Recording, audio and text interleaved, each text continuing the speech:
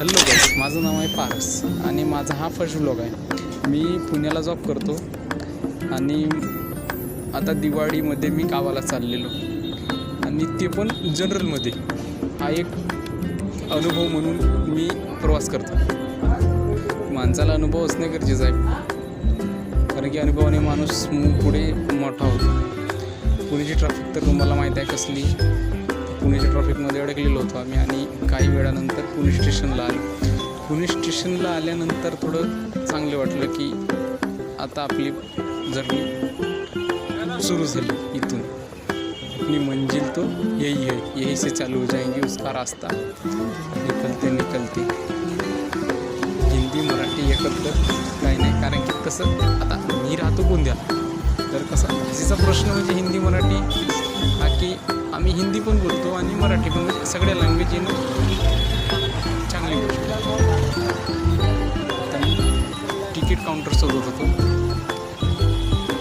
हे बघा, तुम्हाला बाहेरचंच दाखवतो. पहिले म्हणलं बाहेरचं हे दाखवायचं पुणे स्टेशनचा लुक कसा. लुक बघा हे आधी.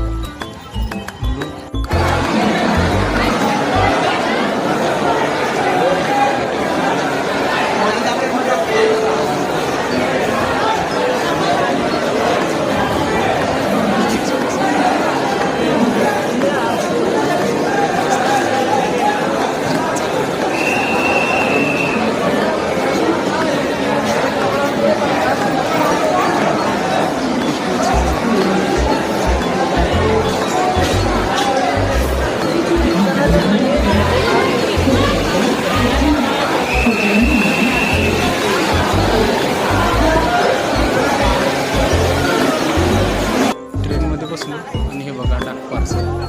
लोकांनी आपल्या नात्यांसाठी मित्रांसाठी पार्सल पाठवलेले जनरल डब्यांमध्ये आणि माणसं पण जनरलमध्ये. हा बघा, म्हणजे साधारण माणूस प्रवास कसा करू शकतो. आणि कंटिन्यू सेकंड